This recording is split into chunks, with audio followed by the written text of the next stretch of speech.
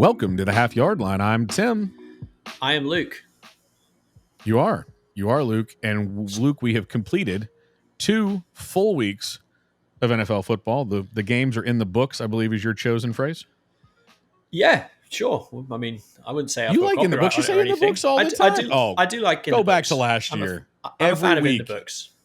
I do like saying it took me a long time to figure out what you meant at the beginning. I was like, what? I see. Well, I think partially that's influenced by Howie Rose, who's the radio voice of the Mets, and that's his like closing phrase of every game. It's like, put in the books. That's what he says every time. So maybe I've been influenced without realizing it from listening to you. In addition to being a Titans fan, Luke chooses also to be miserable in his baseball fandom and has adopted the Mets as a tri-state area resident as opposed to the Yankees. Yes. Like most tri-state area residents who live in the same part of the tri-state that you do. Correct. But picking the New York Yankees, Tim, moving to America as I did, and choosing a baseball team as I did, the idea that I would pick the most historically successful baseball franchise ever is a fallacy. That would never happen. Yeah, no, that's not It's too boring. It'd be like picking Manchester United if you move to England to support a soccer team. You mean like everyone does? Like everyone does. I'm not that guy. I've been through the Titans grist mill for 20 odd years. So the idea I was going to suddenly go, well, I'll just pick, the team that wins all the time. You're showing your age a little bit. When's the last time Manchester United won anything? I mean, that's true. But I'm a child of the 90s, Tim, and they won everything, and the 2000s. So Indeed. It was not fun. But yes, the Mets are terrible. The Yankees are also terrible. So at least I've got that going for me right now. And both our teams, Tim, this week won in the National Football League, which is notably what this podcast is about, supposedly. I believe. But before we get into what we're going to talk about today, we encourage you guys, as always, hit us up on the social media platform of your choice. We are on them all at Half Yard Line Pod. You can email us halfyardlinepod@gmail.com with your requests, questions, tirades, compliments, if you feel like it. That would also be great. And speaking of compliments, if you feel like giving us a rating and a review on the podcast app of your choice as you listen to this, that would be most splendid. Most importantly, hit the subscribe button or the like button, whatever they have on your app of choice. Also, find us on YouTube if you have not.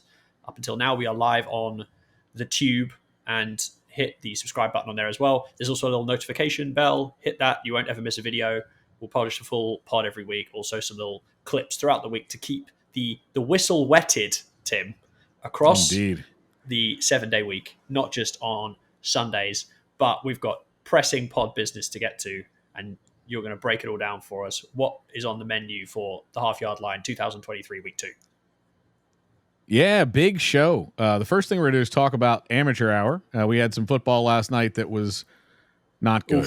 So we were recording here on Tuesday, a little behind-the-scenes action. The Monday night games, both of them, ESPN and ABC seemed to draw a putrid games. One of them, of course, being my Steelers beating the Browns. And then the Saints also played the Panthers. For those of you who didn't know, there was a 7:15 game. Or for those of you who tuned in trying to find a game. There wasn't much happening in it either. Did end up close on the scoreboard. It wasn't close in the game, but that's what happens sometimes in the NFL. But we'll talk a little bit about primetime, what we're going to call primetime shit show. We're going to talk about the Downtrodden Franchise Index and how our favorite lovable losers are faring this year. Preview better than you might think. Yeah, we're going to talk about the art of how to lose a football game. There were a couple examples this week. Our Downtrodden franchise teams are very, very good at this. Lots of experience in how to give away football games that you have every right to win. We'll hit a couple of quick games and then send you on your merry way, fair pod listener. Never mind. On the fair ferry? Luke, is that what you're trying to get? The fair ferry of week prime time. Whatever. Primetime football, Monday night, the Steelers and the Browns combined for lots of turnovers, an unreasonable number of yards, as bad as the offenses were, and perhaps the longest first half in the history of primetime football. Yeah, I mean, Tim, I've watched a lot of games. I've watched a lot of ball. I'm not sure I've ever seen a worse played half than the first half of the Steelers-Browns game. Yeah. It was... Every facet of the game was terrible. The blocking was terrible. All the offensive stuff was terrible. People missed kicks. No one could do anything without tripping over a shoelace. We then had to cap it off a terrible injury to a superstar player. In fact, 2 injuries to 2 superstar players, one being Nick Chubb, who's out for the season, and Minkah Fitzpatrick, who was taken to hospital after the game, but seems to be okay. And I'm going to just reflect how terrible this first half was, Tim, by reading the drive chart. One of your favorite hobbies, reading the drive chart of the game. But I feel like this was particularly special. For those that didn't see the very beginning, the Browns threw a pick 6 on the first play, which really set the table. Wait. Sorry. That doesn't begin to explain what happened in this play. So not only was it a pick 6, but it was a pick 6 in which Deshaun Watson threw the ball miles in front of the intended receiver, who gave every effort to reach out, got his paws on it, popped it up to Minkah Fitzpatrick, who could not handle it as he was collided into by said wide receiver. So the ball pops up into the air, but right into Alex Highsmith's hands, who does an amazing job, frankly, not to go out of bounds, but to run it back in for the touchdown. So there was a catch, fumble, catch. And that was all in one play. Yeah, that was all in one play. And there was another one later, which I'm sure we'll get to, which was even more incomprehensible. But we'll get to that in a minute. Here's the drive chart for the first half. That was an incomplete pass, is what you're talking about, but whatever. Interception, touchdown is the first play. Field goal, interception, missed field goal, punt, fumble, touchdown, punt, field goal, punt, touchdown, punt, field goal, half ends. That's one half. There's about 30 possessions in this half. Like, no one could do anything. You know what? The we call that, Luke? Machine was in full flow. Yeah, what would we call it? We call that AFC North football. Yeah, we call it AFC Central football is what we call it at best. AFC Central football. It was objectionable. I will say this, though. As terrible as it was, and it did take forever, I think it was after 10 p.m. Eastern by the time the first half ended and the game kicked off at 8:15. It was very entertaining to watch, really, because it felt like watching professionals playing at like a high school level, which you really rarely see. You watch like a high school game and there's guys missing blocks, there's balls batted in the air, guys fumbling all the time. And you watch this game and you're like, well, this is like that, but all the guys are just a lot bigger and faster. So it made it quite entertaining. Although it did keep me up very late into the night. Luckily, the second half was slightly quicker than the first. But it's even hard to pick out one specific instance of what made this game so bizarre. The pick 6 to begin with, as you mentioned, ball tipped in the air, all the rest of it. But I will say, I do think what was adjudged on the field, Tim, to be a fumble. So we'll just go with the incomplete pass, you mean? Which was a questionable call, I would say at best, which Gunnar Olszewski hit by Denzel Ward shortly after receiving the pass, and they adjudged it to be a fumble. Him fumbling the ball, Grant Delpit picks it up for the Browns, runs forward, gets hit by Pat Frymuth. He fumbles the ball, then the ball bounces around, and there's at least 5 players. There's just pandemonium, and then it goes out of bounds at like the 9-yard line. I was like, someone posted on Twitter, or X, as it's now called.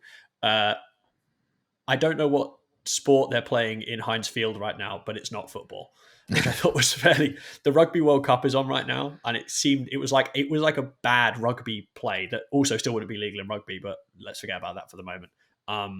Complete pandemonium. The game was entertaining but awful, but your Steelers did come out on top, so I guess that's the silver lining for you as a fan. Somehow, in a game of 2 teams who wanted to lose, you didn't. Yeah, it's one of those where you almost feel like they ought not award a win. Like the team that lost and the team that didn't. Tie? No, one team lost certainly, but I don't know the other team gets a win. It's I don't know. It was a terrible half of football. The second half was less terrible. Certainly there was, or at least offensively, I guess you could say the defense breakdowns on both sides of the ball were galling. What's interesting, I would say, is there are actually fewer points in the second half than in the first half, which is quite odd, but it's really because defenses kept scoring points. I mean, the Browns in the second half mustered a touchdown, and that was it.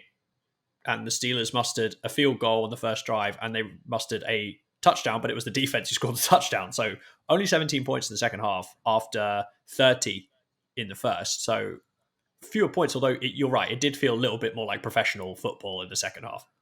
Yeah, and, listen, in a game in which your defense outscores your offense and you win the game, the Steelers' defense were responsible for 14 points, the Steelers' offense for 12. That's not a game. you should win. I mean, obviously, hats off to the defense.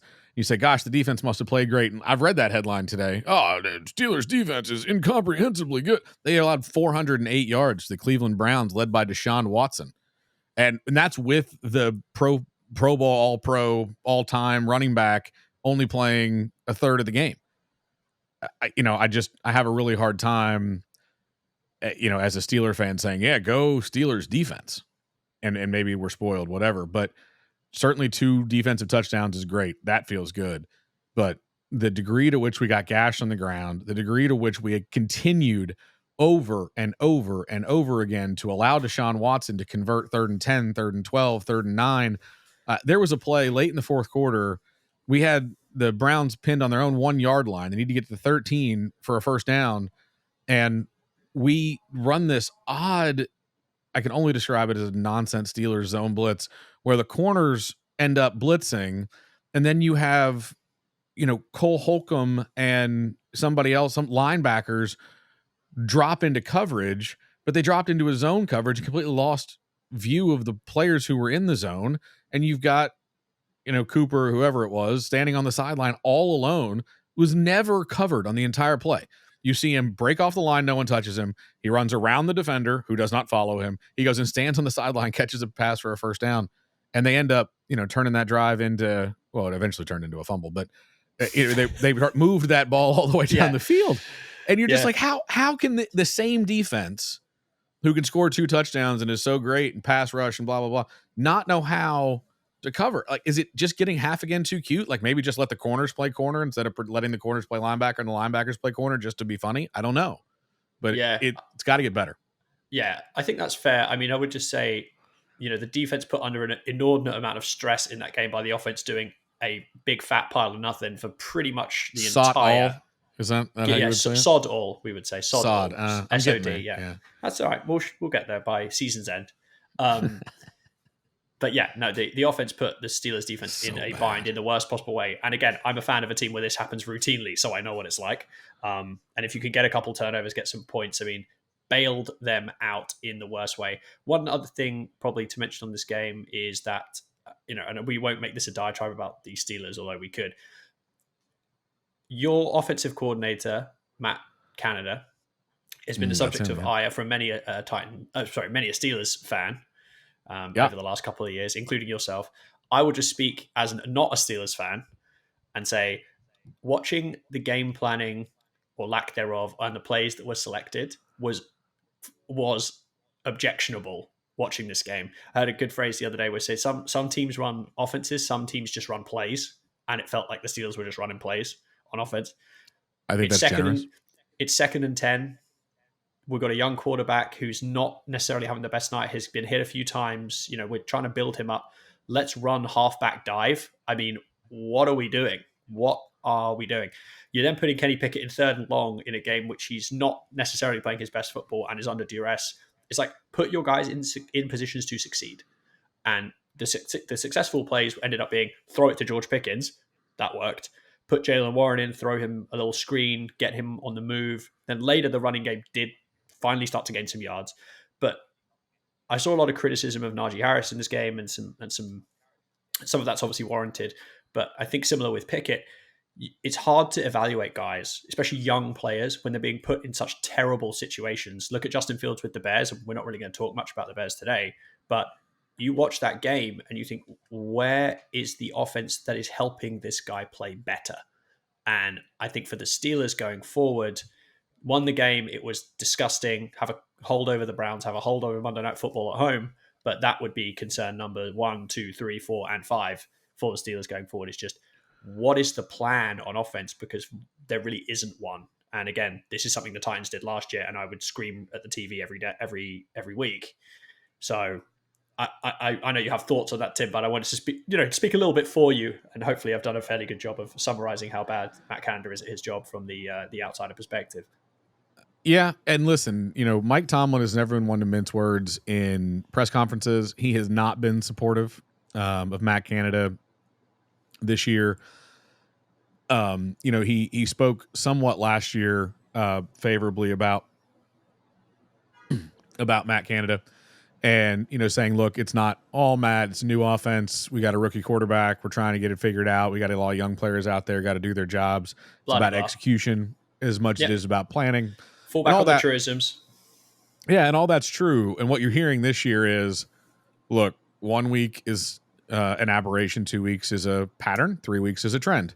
And after 2 weeks, we can see a pattern, and then we don't like the pattern. And both Kenny Pickett has to be better. Matt Canada has to be better. Mike Tomlin's made that clear. He's also not one to make rash decisions.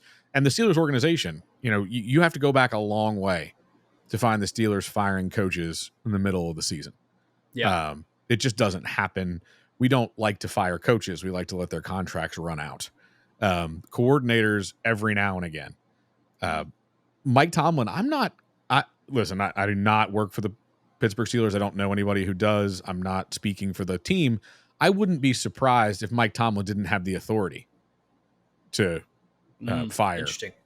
I would think if any Steelers coach is going to have the authority, it would be Mike Tomlin, right? Given what he's done and the tenure and certainly. so on. But that's every coach we've had in the last 50 years has done the same thing Tomlin has, if not more. So I think it's important for the Steelers to show that we're not a franchise that kind of goes nuts. We're not a franchise that loses its mind after game 3 and starts making wholesale changes. If you fire the offensive coordinator, and this is the part that Steelers fans don't want to hear, if you fire your offensive coordinator, fine. You need another one. So who's better? Who's out there right now?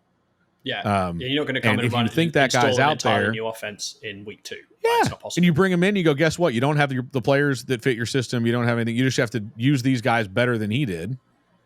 Unless you think Matt Canada is just an idiot, and I'm sure there are people who do. He became an offensive coordinator in the NFL for a reason, folks. He's better at this than I am. But unless you just think he's an abject idiot, Tomlin pulling him to the side and say, look, I'm not interested in your system anymore. This is what we have people to do. We need to figure out how to maximize their abilities.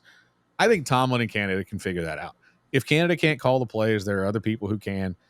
You work with what you have in the building, and that's certainly what the Steelers are going to do. No one's getting canned. No one's getting left on the tarmac. It's just not the way the Steelers do business. They're not going to start doing it that way. So Steeler fans, sorry. I think we've got Matt Canada for the rest of the year. We'll certainly make an assessment after the year. If they look like they did in the preseason, though, people would not be whining. I heard all preseason from everybody out there. Steelers were lightning. Steelers had figured it out. Kenny Pickett was God. It's preseason. Well, all of a sudden the guy stopped, start scheming and start showing you a different view, and you can see the difference between the preseason and the postseason. As we're irritating Steelers fans, Tim, we're going to drop in right now, and from this game, crown this week's Jonas Gray Memorial Player of the Week. For those unaware of the Jonas Gray Player of the Week, every week, Half Yard Line, which is me and Tim, choose a player who's kind of come out of the clear blue sky to deliver a performance worthy of Jonas Gray, the ultimate flash in the pan. Before we name this player, although I'm sure most have guessed who it is, we encourage these guys to go on and do great things. We don't hope they're flashes in the pan, but it's just people who have come out of nowhere to play great. And this week won't surprise many. TJ Watt. It's TJ Watt. It's Jerome Ford, running back, Cleveland Browns. A Jonas Gray Memorial Player of the Week in a losing effort, which is unusual. I did have somebody else queued up for this, Tim, but this was an inarguable case as far as I'm concerned. He came in yesterday, as we record this, after Nick Chubb sustained that horrific-looking knee injury. All the best, Nick Chubb. Get well soon.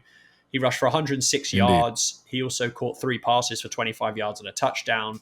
He busted Cleveland's long play of the day. It was kind of a broken run where he cut back, showed some wiggle, showed some slipperiness, and accelerated for 69 yards. Not quite the 70 he needed for the touchdown. The vulturing there was absolute poison to my soul.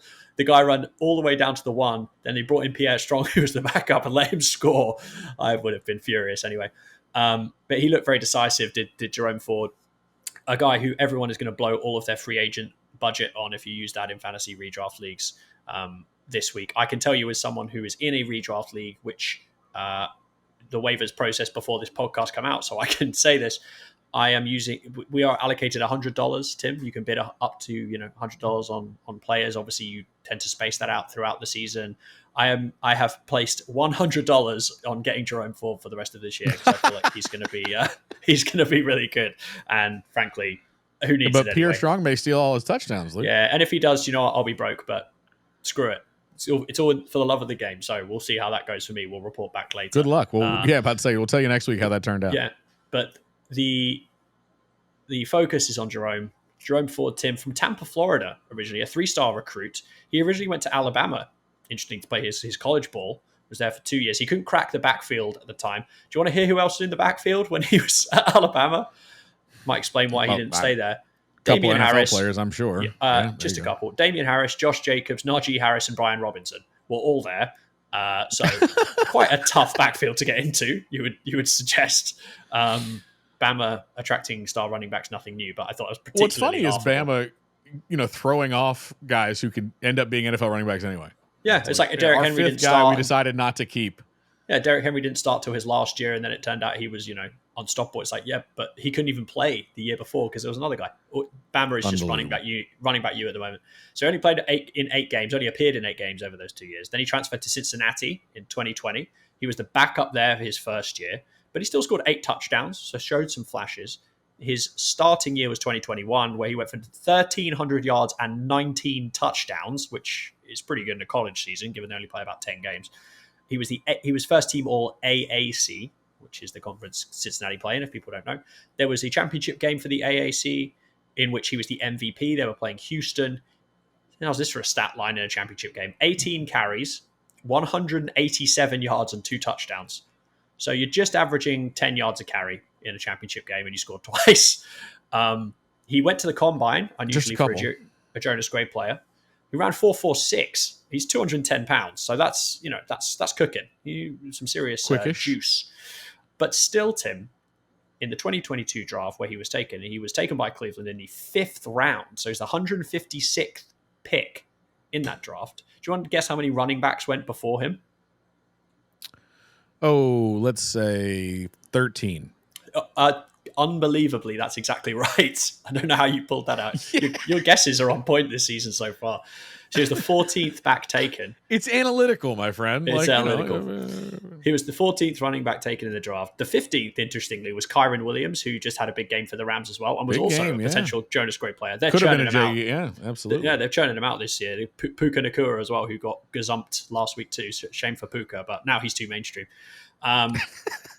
Last season, Jerome only had 8 carries. Obviously, the Browns had a pretty deep running back depth chart last year. Nick Chubb, Kareem Hunt, Dearness Johnson got some played pretty well. But the Browns let go of Hunt, let go of Dearness Johnson. So Jerome Ford, known, I'm sure, amongst many fantasy players as a handcuff priority this year because, back up to superstar running back tends to be someone guys take a dart throw on.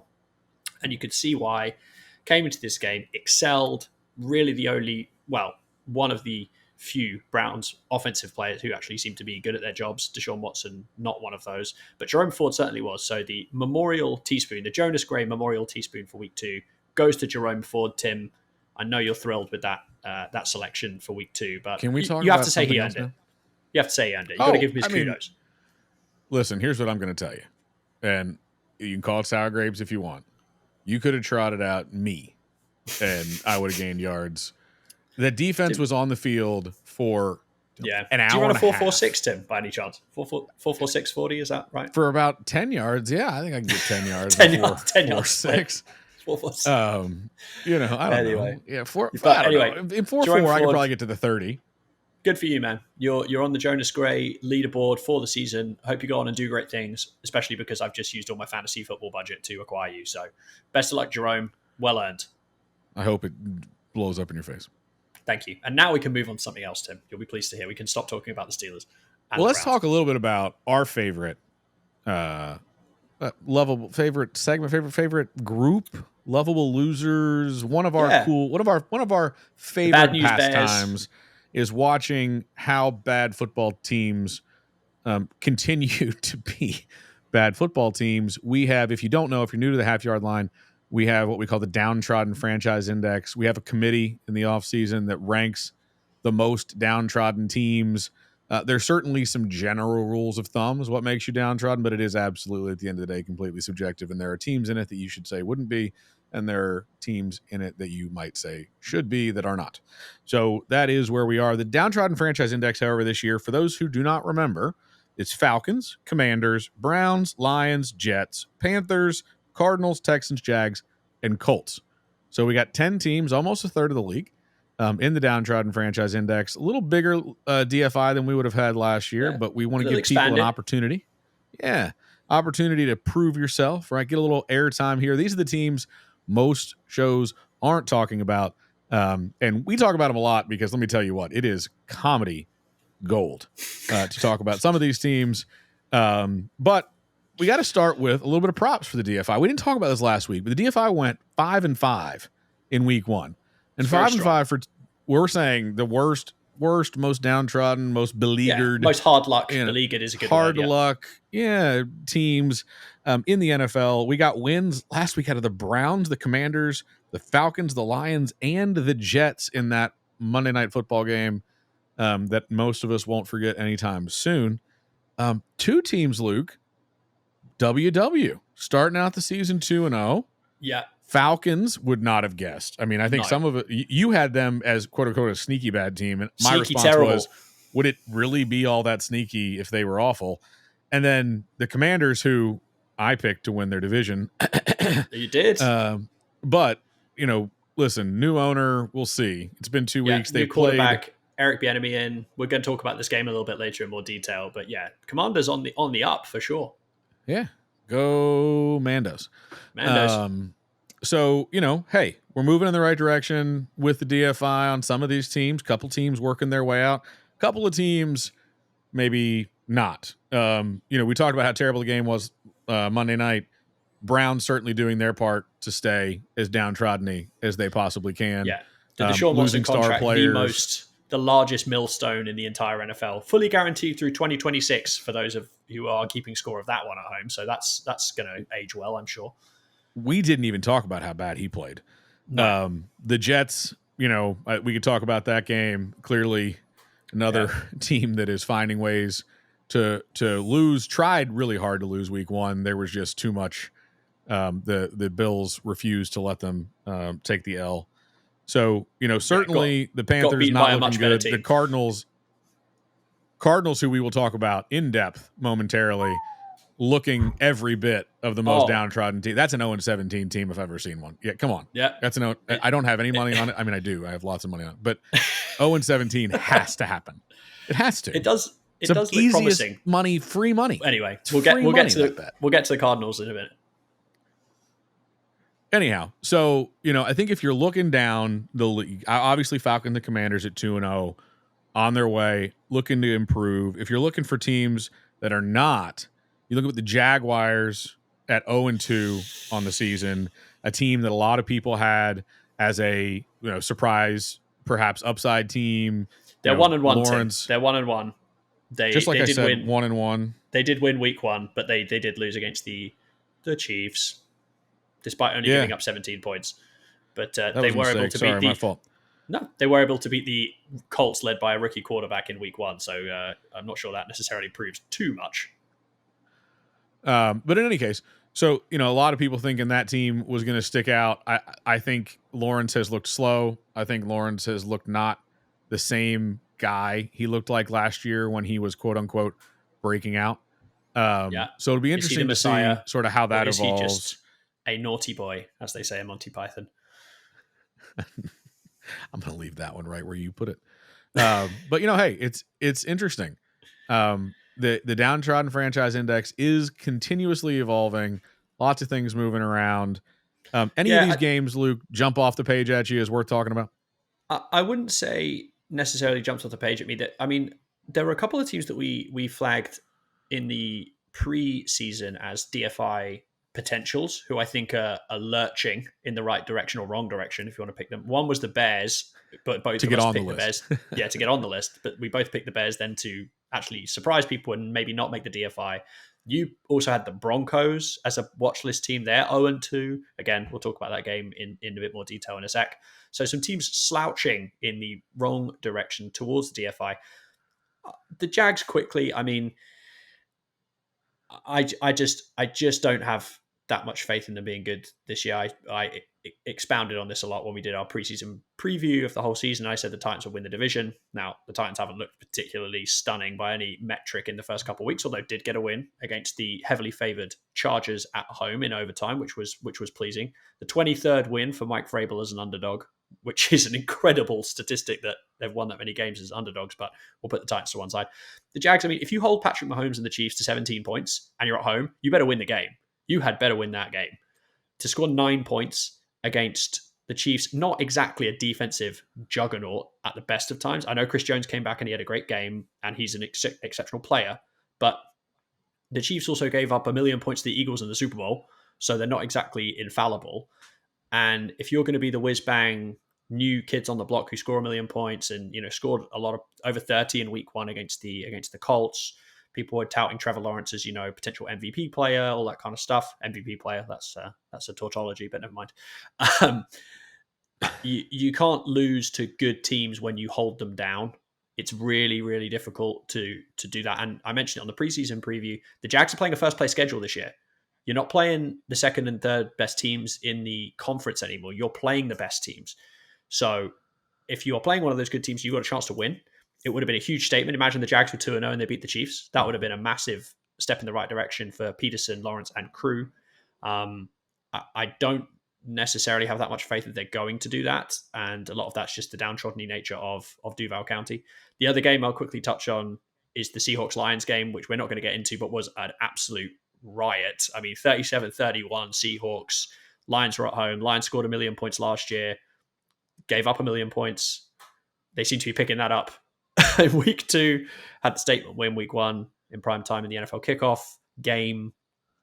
Jared Goff slinging it all over the yard.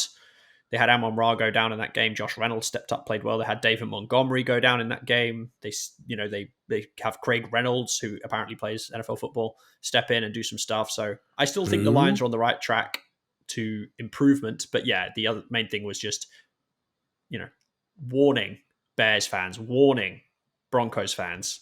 You are trending amber, I would say, as we would say in the corporate world, towards the DFI, Tim. I don't know if you had any other DFI thoughts of the week, but that was the main thing, is the teams moving the wrong way. Yeah, the last one I had was a game that was sneaky close. I didn't realize how close it was, and it ended up flipping at the end. There was a comeback from behind. The Falcons beating the Packers, and, you know, Jordan Love and his Hall of Fameness that everyone was ready to impart on him. I watched this game off and on. He is absolutely playing well, but I was watching this game, and I'll tell you, I wrote it off. It was 24-12 Packers, and that was sort of it for me. The Falcons are not a high-scoring, potent offense. We were late in the third quarter, really beginning of the fourth quarter, and you're sitting there thinking, you know, at 24-12, that game's probably over. And I guess in my mind, it was worse than 24-12, if I'm being honest. I mean, obviously I read the score, but in my mind, that was pretty much done. And then I look back up at the screen, not 40 minutes later, and all of a sudden it's 24-22, and the Falcons are driving. And they end up winning the game 25-24. And we're not going to dig into this game in detail, but I think something that, you know, certainly downtrodden franchise in index teams in the DFI are good at, known for, we've seen it time and time again, is losing games that you should win. And this isn't the only type of those by any means, but a major type of those is losing games where you have a lead, and not just a little lead, but maybe a big lead. And there were 2 such games this week where teams just absolutely had no business losing the game. Everything would have to go against you, and you have to execute poorly, and you'd have to have bad play calling, and the other team would have to have some luck. And it just should never have happened, and it did. And in this segment, we're going to call the anatomy of how to lose a football game. Certainly not only DFI teams participate in this particular anomaly. But Luke, there are some consistent things that happen in a game where a team has a lead and then all of a sudden doesn't anymore. And you think back to the Super Bowl with Brady and the big comeback, 28-3 comeback. How does something like that happen And we're going to try to walk through a couple of those things with taking two games, both of which warm my heart to discuss. One, my MVP, Danny Dimes, and his excellent comeback win for the New York Giants to set their season back on the tracks it was supposed to be on from the beginning. And then the second is our favorite player in the NFL, Russell Wilson, and his Denver Broncos somehow pulling defeat from the jaws of victory in a comeback down there as well. You want to maybe start with the Broncos and tell us kind of what happened in Denver? Yeah. No, this is a pretty wild game. Denver at home against Washington. Again, this was another one where you thought, well, that one's probably over. It was 21-3 Denver towards the end of the first half, and you think, well, Washington's got a young quarterback. They're working through the Eric Bieniemy system. There's going to be some growing pains. Blah blah blah. They won week 1, so maybe Washington back to earth. Hey, maybe the Broncos with Sean Payton, we're going to see some fireworks. This is a team that's coming together. Not so, Tim. No, the final score, extremely misleading, in my opinion. 35-33 to the Mandos, for those who don't remember. But Denver, I'm sure everyone did see this, converted an absolutely ridiculous Hail Mary on the last play of the game, which bounced off, I think, 3 or 4 different players, landed in the guy's hands at the end zone. I mean, never should have happened. It's one of those plays that happens every now and again in the NFL. Sorry. Have to stop you. I think what you mean is the Broncos should have tied this game up, but it was stolen from them by the officials on a questionable DPI non-call on the 2-point conversion. That's what you mean, right? Yes, no, that's exactly right. And don't get me wrong, it was a questionable DPI call on the 2-point conversion, but I think as I messaged you at the time, the moral of a game that you were leading 21-3 with the ball at the end of the first half is not, well, we didn't take it to overtime because we got hosed on a 2-point conversion play when time had run out. That's not the moral of the story. All right. And to the Broncos' credit, no one from their team has said a word about which is good. I was worried that Sean Payton was going to come out and complain. Thing. Sorry. Yeah. No, it's all right. Yeah. But I mean, the Broncos started on fire, Tim. The first drive, touchdown. The second drive, touchdown. The third drive, touchdown. I mean, this is a team that started out 3 touchdowns. They'd only attempted 7 passes at this point, and they were up 21-3, and they scored 3 touchdowns. So the first play, they scored a run play on a halfback sweep. Halfback sweep, I sound about 400 years old. It was the halfback sweep to the weak side. The second drive was the huge bomb to Marvin Mims, who just literally ran past his defender in the middle of the field, was wide open. It was a good throw by Wilson. The best pass he had probably had on the day was on the third drive, which was another bomb to Marvin Mims, which was actually a great throw. And then they scored a touchdown on a crosser, going in untouched, and you think, oh, well, Washington's not going to be at the races. They missed a field goal on their first drive, which missed the net, which is I always find quite amusing. Wilson was 5 of 6 for 143 yards and 2 touchdowns. I mean, yeah, that's, however you want to slice it, that'll get the job done. But it was the end of the first half, Tim, to the start of the second. This game completely flipped on its head. Starting with about 10 minutes left in the first half. So at this point, Washington is down. They've got possession. Sam Howell has a pass tipped at the line. Broncos linebacker Alex Singleton tries to reel it in for the interception. Doesn't quite reel it in. Now, it didn't make any difference in the end because Washington punted. But the difference between obviously an interception in your own end, really that could have been, done and dusted with 24-3 or 28-3. I mean, you would think this is probably it. That was about 9 minutes left in the first half. At 7:57 left in this first half, Tim, Denver had 1st and 10 from Washington's 40-yard line, up 21-3, and they didn't win this game. So It's not good. If you're wondering how this could possibly happen, on that drive, this is kind of, we like to comment on what we call hidden plays, right? Where they don't show up on the stat sheet. A lot of times they have to go to the play-by-play to find them, but they have a huge impact. The tip pass from Howell was 1. The second one was with just about 7:17 left. Denver's got the ball. It's 2nd and 5. Javonte Williams runs for a first down, and it gets called back for holding. So you go from 1st and 10 at the 35-yard line of the opponent to 2nd and 15 from the 45. Oh dear. The next play, Wilson gets sacked, fumbles the ball, and Washington recovers it. And that is the start of the comeback for the Commanders. Even on the drive that they scored on, it was 2nd and 11, and Sam Howell gets sacked. But there's a face mask. So Denver gives Washington another chance. And then it's 1st and 10 for the Commanders at the 35. So it's like, you know, this was one where a few things go against you and very quickly the game gets out of hand. I mean, after the Broncos fumbled the ball, the Washington football whatevers scored a touchdown. Then they forced a really quick 3 and out. Then they scored a field goal before the half ended. So, I mean, they scored twice at the end of the first half in, 4 minutes or something. It was an absurdly quick turnaround to get 2 scores.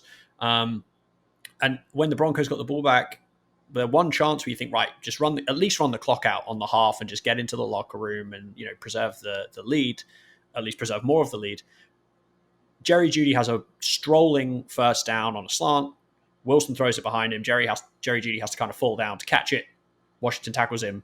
That means they have to punt. So then Washington gets the ball back and they score the field goal. And then the second half starts, Denver punts again, and Washington scores a touchdown, and it was 21-21. So it's a very short time period in which this game turned around. And it was really the end of the first half to the start of the second where if Denver had even had a fine couple of drives, Washington just wouldn't have had the time to score enough points to get it back to level in that short period. But by the time it's 21 all in the third quarter, now it's a fresh new ball game, and you really don't have the luxury of the lead because it's gone. I mean, the last Denver drive of the first half and the first drive they had in the second half, so across those two combined, 6 plays, -3 yards, and 1 minute and 29 seconds taken off the clock in total. In that time, Washington had gone touchdown, 3 and out Broncos, field goal, 3 and out Broncos, touchdown. So the game, 18 points, they scored 2-pointer in there as well. Turned it around super quick. It just goes to show that when people talk all this crap, the cliches, the crappy cliches, the details and all that, this is one of those things. The couple of penalties in there, no exaggeration to say, completely changed this game. If Javonte Williams makes that first down, Denver's going to score again. The game's going to be even more out of hand. Washington's going to, even if they get the ball back, it's going to be tough. If they don't face mask Sam Howell, Washington's got 3rd and long. Are you going to score from in your own half? No, probably not. At that period left in the game, converting 3rd and long so hard. No, you're not. But those couple of hidden plays really flipped this game on its head. And then when it got into the second half, it just felt like the snowball started to go down the hill and Denver had no way of stopping it. Wilson threw an awful pick on a miscommunication with Cortland Sutton. But even then they had a chance because Washington fumbled the ball away. So you still got the ball again and they just could not get back going at all.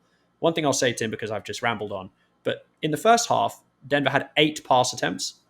Now I appreciate, when you convert a couple of long bombs, it's going to shorten your game script somewhat. They finished with 32. Like, that to me is not good, right? No. You were very successful in the first half with what I think Russell Wilson's always been good at, right? Which is play action, slow developing plays, launch it. He's got a great deep ball.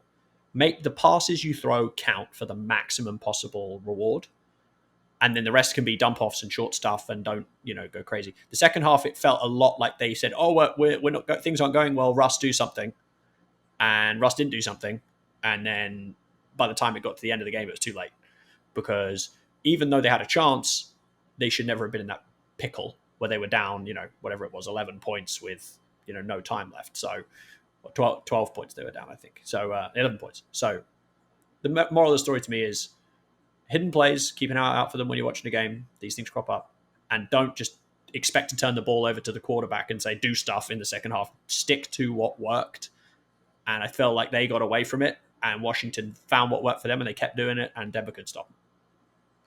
Yeah, no, I think that's right, Luke. And you talk about momentum in football and whether it's real or not real. And depending on whose analytics you like and, what book you read, you may believe momentum is real. There's a lot of evidence on one side that says it is, and then you got the other side that says, no, it only looks like it is. If you actually look at things, it's not real. It certainly feels real in a game, and I think there are players who believe that it's real, and there are certainly coaches who believe that it's real. And so regardless of your view, I do think sometimes coaches look for that momentum-shifting play. Oh, we got to make a big play here. You get 2nd and 1 from midfield after you've had a tough go of it. Like, oh, we got to take a deep shot. We got to, get the momentum back on our side. And I think sometimes you end up doing yourself more harm than good. You're looking for more big plays. You're looking for Russell Wilson to run around and throw the ball 6 miles rather than just getting back to the running game, which was doing good things for them. And once you have the running game going, then you can hit the deep play action pass. I think you mentioned he was 5 for 6 for a billion yards and 17 touchdowns or whatever he was. Like we make a lot of fun of Russ Wilson on this podcast. Mostly we make fun of Russell Wilson on this podcast, not because we hate Russell Wilson. What we really hate about it is how people have built him up to be something that he's not. He is, you talk about trucks and trailers, the idea that there's guys who can pull you along and there's guys who need a team around them to help pull, right? They're more chariot drivers. And Russell Wilson's never been the truck that's going to pull the team along. He is a chariot driver. He needs to have some good horses. He needs a running game. He needs an offensive line. He needs a creative coordinator who's going to go out there and make you defend the run so that he can beat you one-on-one deep and throw that amazing moon ball he's got. And in the first half, it seemed like the Broncos knew that. In the second half, it seemed like they forgot. And let's not forget, they did something similar a week ago. In week 1, played really well in the first half and the second half went away. So, hopefully if you're a Broncos fan, it's not a trend. No, for sure. I mean, credit to the Commanders because, we're focusing on how Denver kind of lost this game. Commanders did play really well. Once they got kind of the recipe going, I think you could see the enemy effect. They were great on screens, which is like an Andy Reid staple, right? They gashed them on a couple of screens. Brian Robinson looked great. The pass rush that, I just mentioned, kind of got heated up in the second half. That's the other thing. You talk about, stick to what you're good at. The running game is going to help you slow that pass rush down. Suddenly, Wilson is dropping back all the time. Those guys are just going. And Wilson, as we know, holds the ball forever. So he took 5 sacks in the second half. He only took 2 in the first half. So it's just not smart football, in my opinion. Like, that this guy likes to hold on the ball for ages. So hold on to the ball for ages. So that's fine, but be timely. And when the second half, it was a lot of Russ do stuff and he's running around, he's holding the ball. Chase Young gets a sack, Montez Sweat gets a sack. It just started to get a little bit out of hand. And yes, they scored late. And yes, they got the Hail Mary, but that's almost a bit of Febreze on the fact the second half performance stank. And like you say, it's been a bit of a pattern. So credit to the Mandos. I just want to say one quick thing, then we can move on in a complimentary fashion on the other side. I really liked how Sam Howell played in this game. He made some excellent throws, especially across the middle, which is usually, especially young guys, they don't want to throw across the middle, too much traffic. He was zinging it. And this wasn't run around, make a play on the run, college quarterback nonsense. This was stand in the pocket, back foot, rip it into tight windows, taking hits. The pass to Terry McLaurin for a touchdown, Scary Terry, pod favorite, was excellent. And Terry did the thing he does, which is, despite being not very big, jumps up between 2 defenders, catches it, makes it look easy. But I'm going to keep a watchful eye on Sam Howell for the rest of this year because I just thought he was great in that game. And Bieniemy did a good job of using his skill set. He showed some mobility, and I thought the passing game was really good for Washington once they got it going. So just want to end on a positive note. But to your original question, how do you lose a game?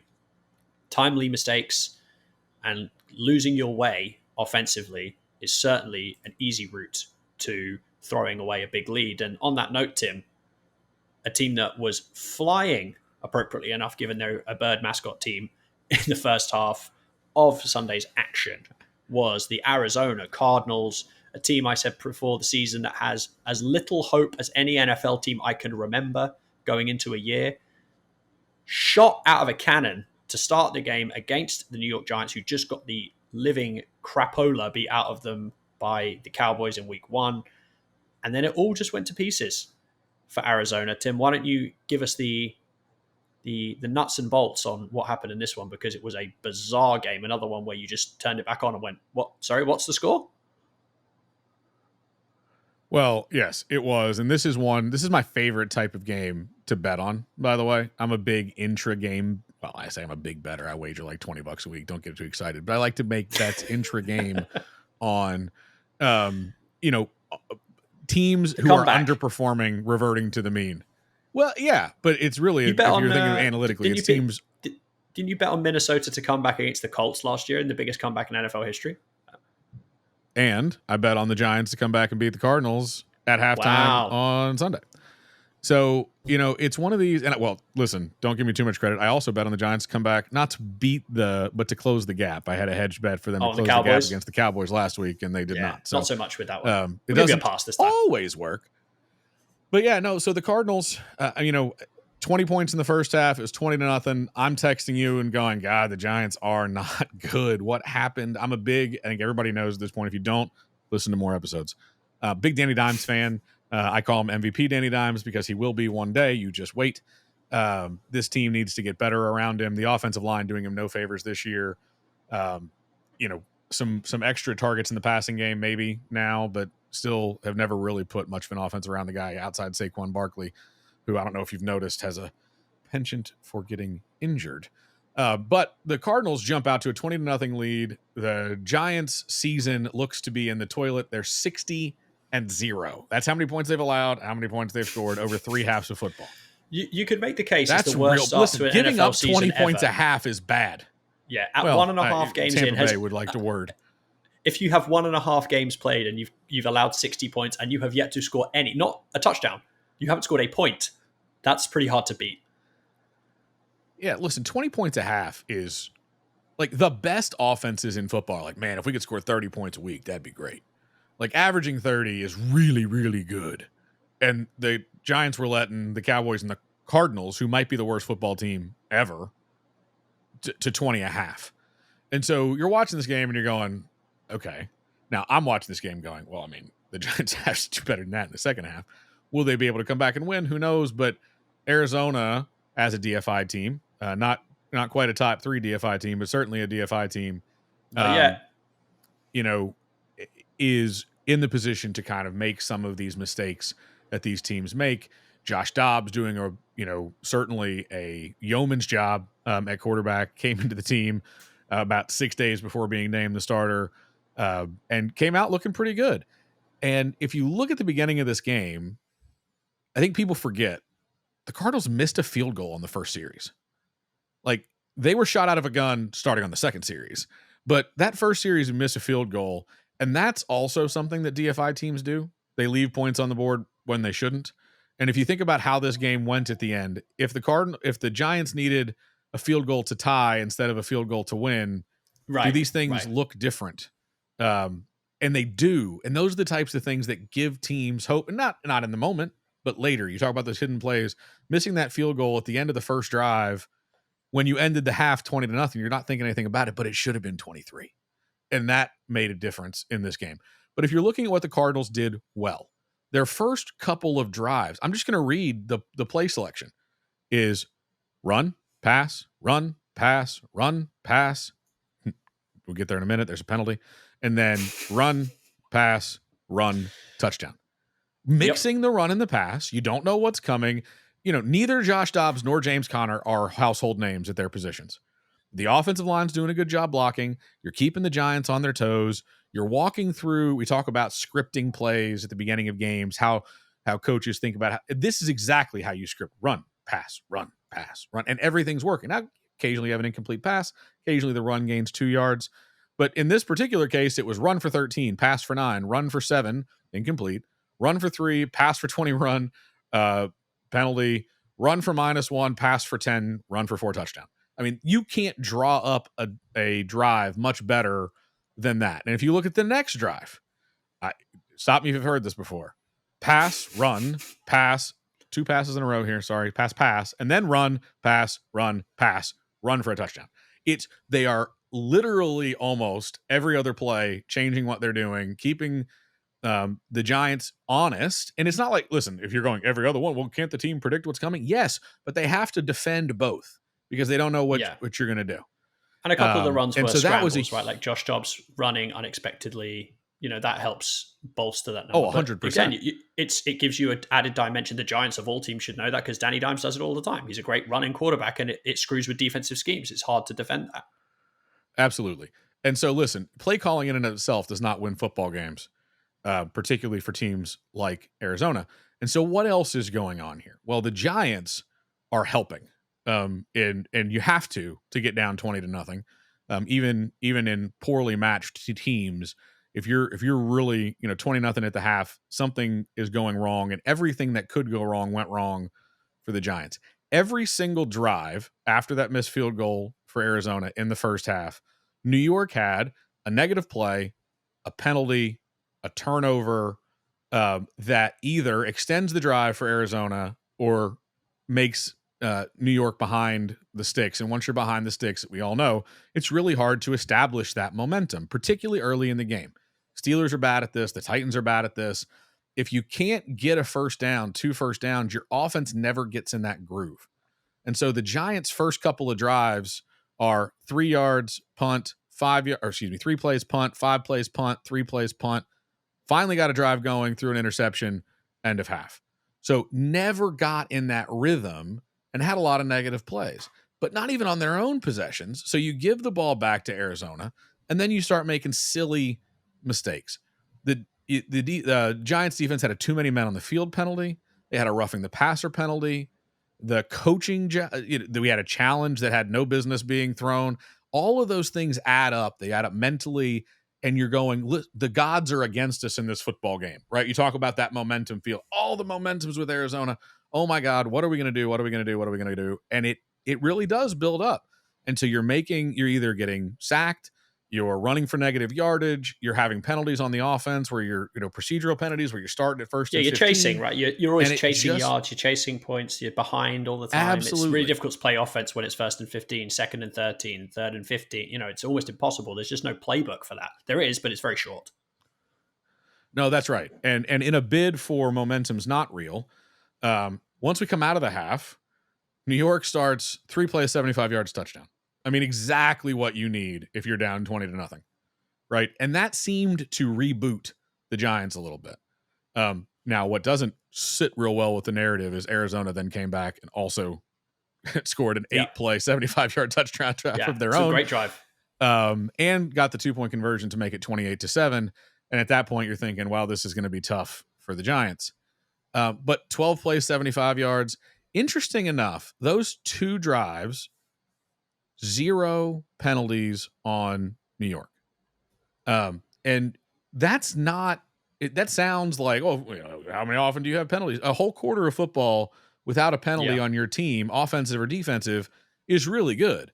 And if you want to talk about how you go from, not getting first downs to getting points, is don't get yourself behind the sticks. Don't have those negative plays. They also only had 1 negative play. Saquon Barkley lost 3 yards on it. It was on a first down where you still had time. It was deep in Arizona's territory where you're already in field goal range. Like, you were never at risk in either of these drives of not scoring points. And the mental ease, you talk about in golf, make those gimmies, right? You don't want a 2-footer for par. You want a 12-incher for par. You sure as hell don't want a 4-footer for par. A 4-footer for birdie, that's go range, man. I'm going to knock this in the hole. But a 4-footer for par, ooh, I don't know. And 2nd and 1, that's go time. 3rd and 1, now I'm nervous. And so that you don't find yourselves in those, 3rd and 1s. It was a little different in their last drive. Still no penalties until they were at the goal line. Then they had a false start. They got a little bit hairy. Still scored a touchdown. Really, that's the difference in the game. We'll talk about that in just a second. But the controlling the little things, throw the ball away, don't get sacked. Turn a 2-yard loss into a 1-yard gain. Don't give up penalties early in the drive. Certainly not procedural penalties. Certainly not get yourself behind the sticks. Makes your job so much easier when you're not giving the Cardinals free series with roughing the passer on 3rd down, with 5-yard silly shorten the sticks for the because you're too many men on the field. I mean, these things just shouldn't happen at the professional level. They did for the Giants in the first half. They didn't for the Giants in the second half. And all of a sudden, Arizona has to come out and stick some of this stuff together on their own. And it was just difficult to do. The last point I'll make on it for Arizona is when you feel the game slipping away, it is so easy for an offensive coordinator to become super conservative. And all of a sudden, we were talking about run pass mix. They still stuck with the run and they threw some passes in there. But if you look at the game plan in the first half, if you look at where the air yards under Josh Dobbs passes, Everything in the second half is pass short right, pass short left, pass short, pass for -3 yards. The passing game became more conservative because you didn't want to give the Giants a short field. You had a lot more rushing on 3rd and 3 than you did passing on 3rd and 3 because, hey, we'll punt. We got time. We got a lead. We just need to milk this baby down. And so, in my view, the Arizona Cardinals stopped getting all of the help from the Giants. And the Giants really were shooting themselves in the foot. They did so against Dallas as well, guys. They're not a 40-0 team against Dallas. They play those Dallas Cowboys again later in the year. I don't know how that game's going to go. I swear to you, it will not be 40-0 Dallas. But they finally stopped shooting themselves. There you go. Finally stopped shooting themselves in the foot. And Arizona started to tense up, started to do the, oh God, it's happening. Yeah, we need to play. Just give us someone make a play. Like someone do play. something. Get us first someone down. Do something. Yeah. You can actually see it. At that point, it's too late. In games. Yeah, you can just see it in games. I think it's interesting you mentioned that, Tim, because me watching this game and I was catching up on it. I wasn't on it live as much. Like the first half, it was just like you say, it was like everything's working. We're running for chunks. We're offensive lines firing off the ball. You know, Josh Dobbs is making stuff happen with his legs, which I mean, I've never seen him do that. He played for my team. I didn't know you would run that well. Like, he was mobile, he was agile, he was hostile, Tim. And that just all went away. And it's funny, as you talk through that game, obviously comparing it to what we just spoke about with the Broncos Commanders game, very similar, right? The penalties matter. When you're watching a game and your team commits penalties, it's infuriating. The timing of those penalties can make such a big difference. We're not going to talk about the Titans game, but it happened in that game too. The Titans get a couple freebie first downs when they shouldn't have because the defense is doing something stupid like roughing the passer. I know roughing the passer is a kind of dumb penalty now, but everyone knows it. Yep. You're giving them freebies. NFL teams are still professional football players. So even if you're the Cardinals and the talent isn't very good, you keep giving them short fields or you keep giving them free yards or you keep doing stupid things on offense to put yourself in bad positions, things are going to get worse for you. And the same thing you mentioned with the Cardinals happened with the Broncos, which is that you start chasing. And with the Broncos, that method was a lot more, let's get Russell to throw a bomb or let's run a bunch of deep routes or and for the Cardinals, it got to that jittery, we just need to get, I don't want the ball. Like, you have the ball and you break 3 tackles. And if you do that, we'll maybe be okay. the defense will do something. It was almost the Giants had it the was reverse. Let the defense do it. Yeah. Right. And the Giants had the reverse, which is not, talk about, shooting yourself in the foot, shitting on your own doorstep, whatever you want to call it. They did plenty of that. The long bomb to Jalen Hyatt in it was the first drive. I think it was the first play of the second half. Suddenly it's like, hello, something's happening here. Titans did the same thing. Long bomb to Treylon Burks. Suddenly the offense goes, we remember this scoring points thing now. We have an idea of, what that is. So yes, it might not be, momentum, like you say, is a nebulous term, but I think there is a rhythmic element to playing the sport, right? It's stop and start. So you're not going to, it's not like rugby or soccer or basketball where the ball's in motion, you get into your groove that way.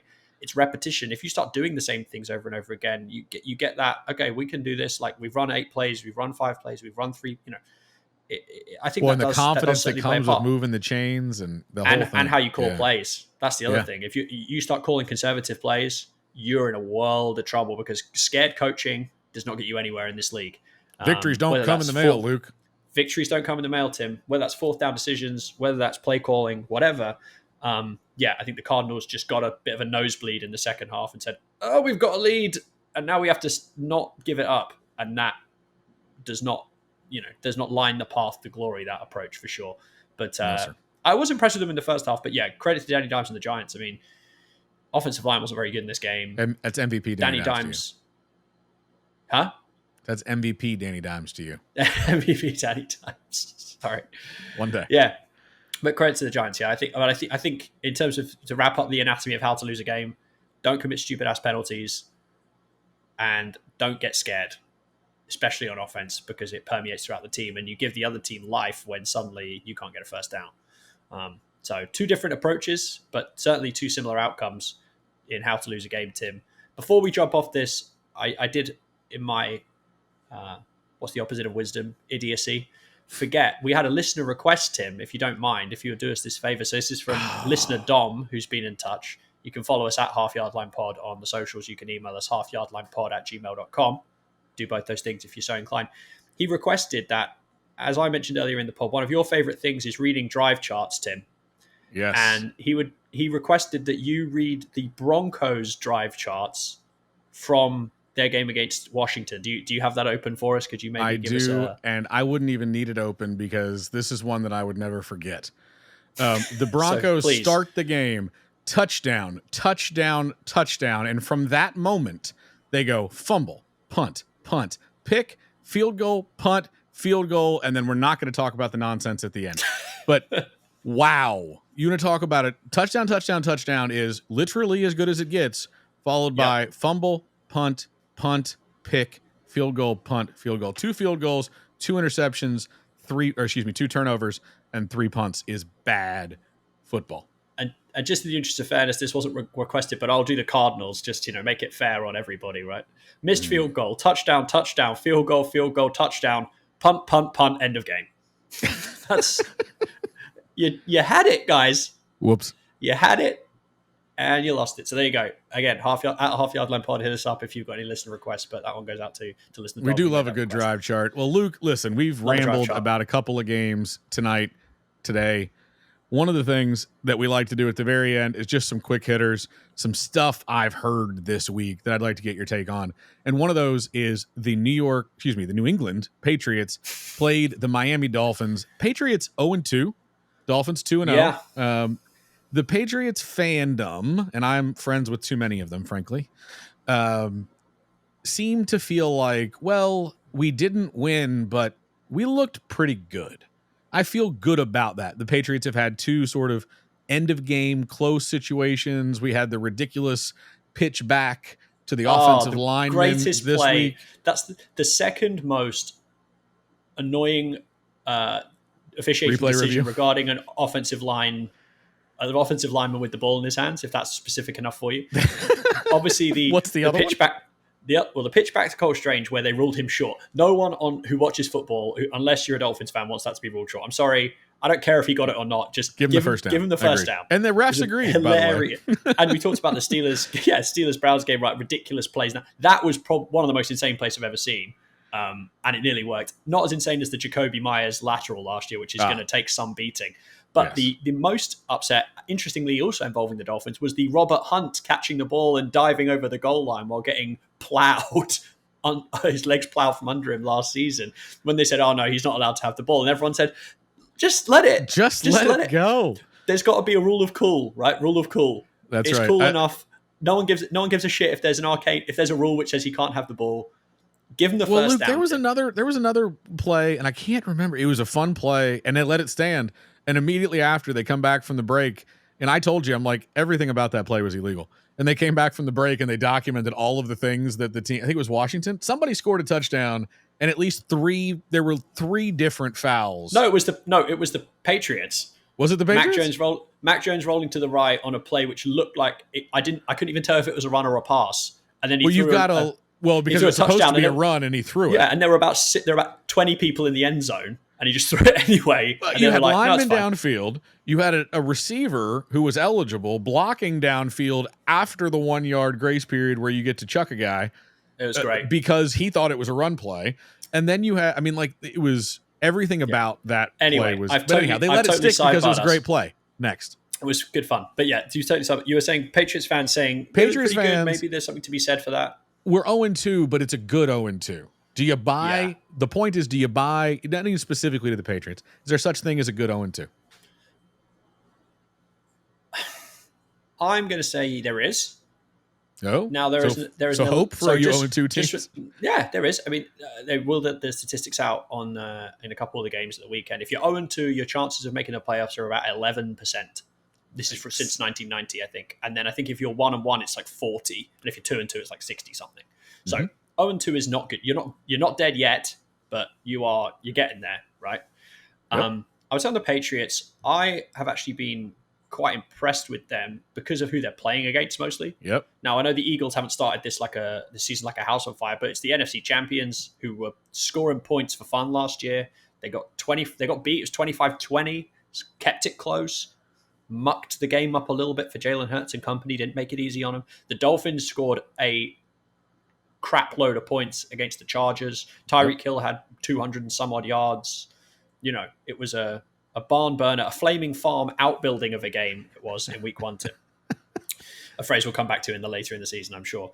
But this game, Patriots, again, kept it muddy. Said, hey, this classic Bill Belichick, right? Take away your right hand, beat me with your left, which was the running game, Raheem Mostert, who did have a huge game. But again, it's not as punishing to give up runs as it is to give up, 60-yard touchdown passes. So I would say about the Patriots, yeah, I have been impressed. The biggest positive for them, I would say, because I think if you ask most Patriots fans, honestly, none of them are saying they're going to win the Super Bowl this year. This is much like a few other franchises. I think the Bears are like this. I think the Steelers are like this. This is an evaluation quarterback year primarily, right? I thought that was last year. If you come out of this season, quarterbacks in the saddle, and you think this is the guy, great. I think McCorkle has actually looked pretty good in both the games. Better than I've seen him play before. A lot better than Kenny Pickett. And he also got benched for Bailey Zappi last year, who they said's cut, so he played pretty badly last year. But I think McCorkle has looked pretty good. McCorkle is Mac Jones, for those who don't know, because his name is McCorkle. Doesn't go by McCorkle. Yeah, on the birth certificate, McCorkle.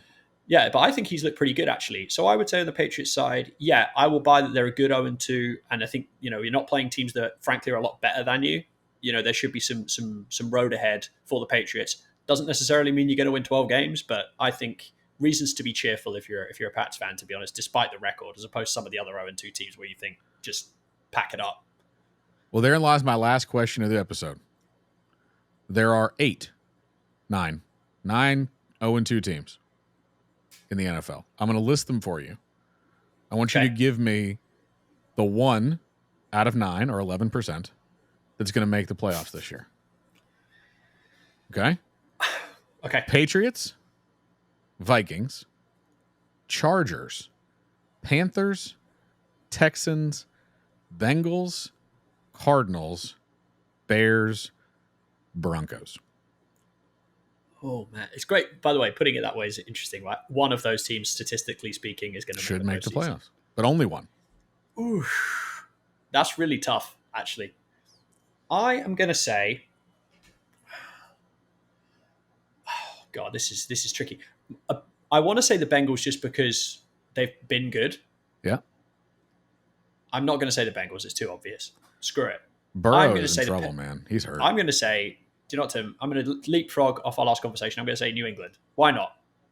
I'm going to say New England Patriots are the team I will select. The Vikings, no. A lot of those other teams, no. Purple people eaters.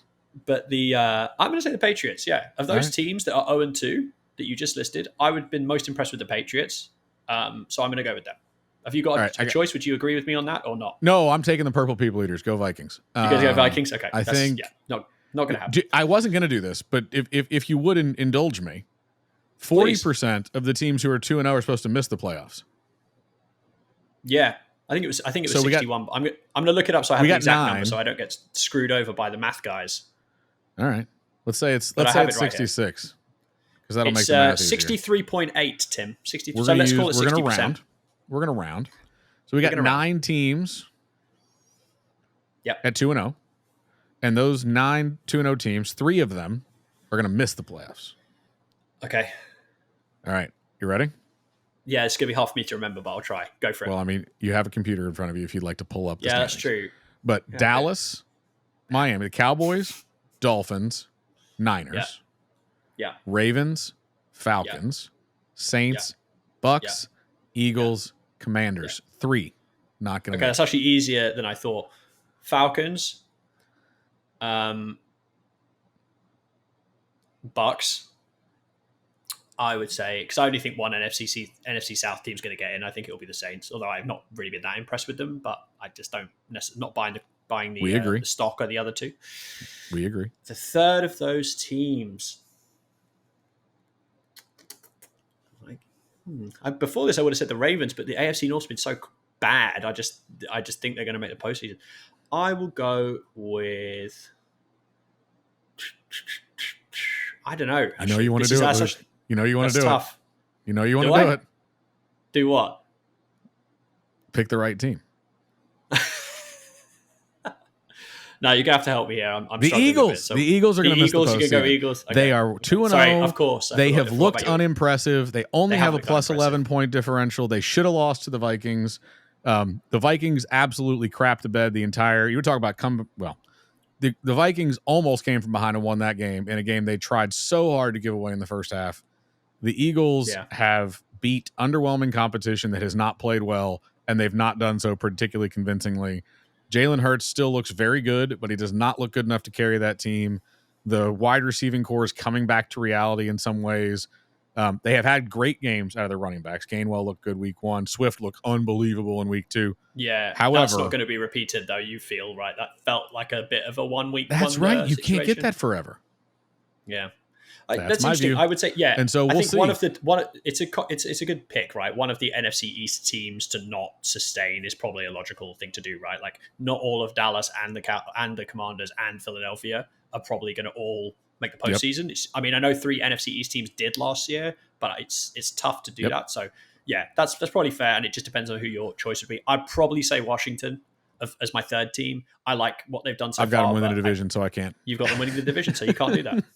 I have the Eagles winning the division. Well, one thing I would say, I did find it very interesting that the NFC East put 3 teams on the 2-0 list, and the NFC South put 3 teams on the 2-0 list. Yeah, it helps when 2 of the NFC South teams play each other, because the NFC South teams are bad, B-A-D bad. I'm going to go out there on a limb and say yes, they are. They're awful, but 3 of them are 2-0, and that's 6 NFC teams just out of those 2 divisions that are 2-0. We talk about how bad the NFC is. We talk about particularly how bad the NFC South is. I'm not ready to say that's not the case, but 7 of the 9 2-0 teams come out of the NFC. Which I think is very interesting this early on. Yeah, it definitely is. And I think of those teams, you talked about preseason favorites. The Niners and the Eagles were probably the 2 NFC teams that were the most heavily favored, right, by most and the betting markets. Both 2-0, so started well. On the AFC side, it's the Chiefs. They're 1-1. So some things to clean up, but there is a hell of a lot of season left to do so. But yeah, impressive from the NFC South. I just feel like that's a comeback to earth candidate to a series of candidates. So I'm going to hedge my bets on that one. Indeed. Well, look, that's going to do it for us here on the Half Yard Line. Please do find us on your social media app of choice. Do check out the YouTube. If you're following us on the podcast apps, we got a lot more clicks in the pod land than we do YouTube land right now, looking a little silly on the one that publishes views. So do find us on the YouTube. Give us a click. We really appreciate that. We're on the Guess the Host game. So before we start saying our names, make sure you hit the pause button and guess which one's Luke and which one's Tim. It's going to be hard this week because we're both wearing Titans hats. So it's going to really mess with the people. It's a trick question. A trick. I don't have any Steelers gear for next week. What I will tell you is that start a comment stream. Start bickering. All right. You think the Eagles are definitely in the playoffs? Put that down there. Let's get a little community going here. But do check us out on YouTube. Check us out on the podcast app of your choice. All those things help us out. Like, subscribe, rating, review. Typing words in the review is awesome. You've all been great about the ratings. Our ratings are excellent on all the podcast apps. Would love to see a couple more reviews out there. So if you don't mind, that's something that could really help us out. But until next week, be good, people. Bye-bye. Sayonara.